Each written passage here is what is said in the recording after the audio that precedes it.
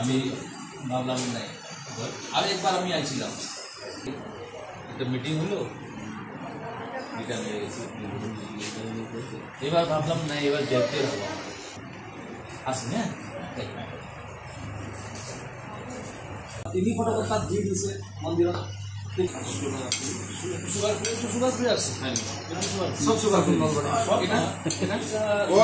মিঠাইও কিন্তু দিছে দোকানত মনোৰমা যেনেকৈ দিছে মিঠাইটো নিজৰে দেখ দাদা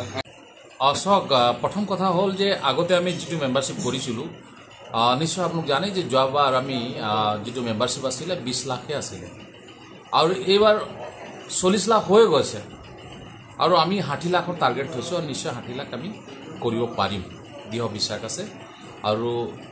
এনেকুৱা কোনো কথা নাই যে উজনি অসমত আমাৰ মেম্বাৰশ্বিপ কমিছে এনেকুৱা নহয় আপুনি যদি চাই লওক আপুনি ডিব্ৰুগড় বিমল বৰা সমষ্টিত উজনি অসমত হায়েষ্ট মেম্বাৰশ্বিপ টিংখং সমষ্টিত হৈছে ঠিক তেনেকৈ ডিব্ৰুগড়ত হৈছে দুলীয়াজানত হৈছে নাহৰকটীয়াত হৈছে আপুনি চাই লওক দুই এটা সমষ্টি আছে 40ৰ কমত আছে যেনেকৈ ডিব্ৰুগড় আছে আমাৰ লাহোৱাল চাবুৱা আছে এইবিলাকত 40,000 তলত আছে আৰু নিশ্চয় আমি 2 দিনৰ ভিতৰত উজনি অসমৰ প্ৰায়বিলাক সমষ্টিত 40 ক্ৰছ কৰিব তাৰপিছত আমি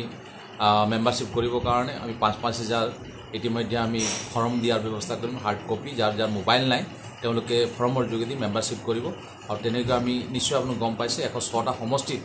আমি 50 লৈকে আমি মেম্বাৰশ্বিপ কৰিবৰ কাৰণে ইতিমধ্যে সিদ্ধান্ত লোৱা হৈছে আৰু কাৰণ 2026 চনত আমি এই 106টা সমষ্টিত আমি ইলেকশ্যন যোগদান খেলিব লাগিব আৰু সেইকাৰণে আমি আশা ৰাখোঁ যে আমাৰ পাৰ্টিৰ কাৰ্যকৰ্তাসকলে লাগক আৰু মেম্বাৰশ্বিপ কৰক আৰু ঠিক তেনেকৈ কৰি আছে আৰু যোৱাকালি অসমৰ মুখ্যমন্ত্ৰী ডক্টৰ হিমন্ত বিশ্ব শৰ্মা ডাঙৰীয়াই ভিডিঅ' কনফাৰেন্সৰ যোগেদি পাৰ্টিৰ সকলো কাৰ্যকৰ্তাক ডিষ্ট্ৰিক্ট প্ৰেচিডেণ্টেই হওক বা ৰাজ্যিক কমিটিৰ বিষয়বিয়াই হওক MLA MP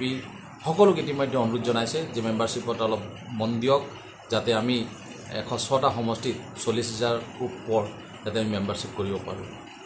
আপাৰ আসামত কমি যোৱাৰ কাৰণটো কি চাওক কোনোবা কৈ আছে আপাৰ আসামত মেম্বাৰশ্বিপ কমিছে মেম্বাৰশ্বিপ কমা নাই আপোনাক কৈছোঁ ইতিমধ্যে যে অসমত আমি এতিয়ালৈকে 40 লাখ মেম্বাৰশ্বিপ হৈ গ'ল আৰু যোৱাবাৰ আমাৰ মেম্বাৰশ্বিপ কিমান আছিল 20 লাখহে আছিল তো 20 লাখ বাঢ়িছে আৰু এইকেইদিনত আৰু 20 লাখ বাঢ়িব 60 লাখ হ'ব কমা ক'তো নাই বৰাক ভেলীৰ টাৰ্গেট কিমান চাওক বৰাক ভেলীটো ইতিমধ্যে আমি সিদ্ধান্ত লৈছোঁ নিশ্চয় আপুনি জানে 13টা সমষ্টি আছে আৰু 6 লাখ আমি 50,000 মেম্বাৰশ্বিপ কৰিবৰ কাৰণে মই পাৰ্টিৰ ফালৰ পৰা যি দায়িত্ব দিছে দায়িত্বৰ ফালৰ পৰা ইতিমধ্যে আমি জিলা সমিতি আমি মণ্ডল সমিতি আমাৰ বিধায়কসকলক অনুৰোধ জনাইছোঁ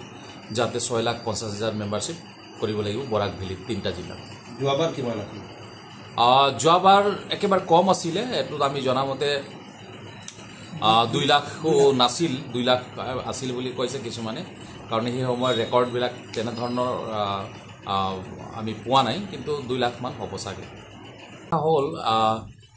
হয়তো আমাৰ পাৰ্টিৰ কাৰ্যকৰ্তাসকল তেনেধৰণৰ কথাও কৈছে যে ভাৰতীয় জনতা পাৰ্টিৰ মেম্বাৰশ্বিপ থাকিলে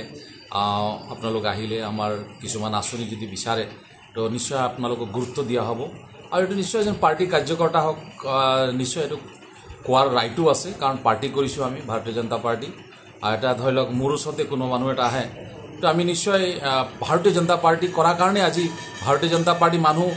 ভাল পোৱা যিবিলাক মানুহ আছে তাতে ভোট দিয়াৰ কাৰণে আজি মই পাৰ্টিত আছোঁ বা মই সাংসদ হৈছিলোঁ বিধায়ক হৈছিলোঁ আৰু যিবিলাক আমাৰ পাৰ্টি মানুহ গালি দিয়ে তেওঁলোকক আমি সহায় কৰিলে তেওঁলোক আমাক ভোট দিব নেকি তাত কোনো পৰ্যায়ে ভোট নিদিয়ে তেওঁলোকে আজি অখিল গগৈ পাৰ্টিত ৰৈ যে আমাৰ সা সুবিধাবিলাক পাই থাকিব তেওঁলোকে আমাক ভোট দিব নেকি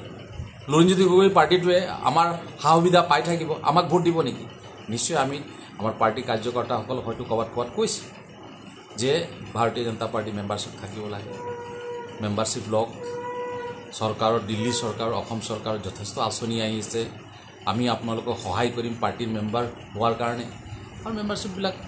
সেইকাৰণে আপোনালোক কৰক এনেধৰণৰ কথাও কৈছে চাওক যদি আপুনি যদি কয় ভাৰতীয় জনতা পাৰ্টীৰ কাৰ্যকালত দুই এটা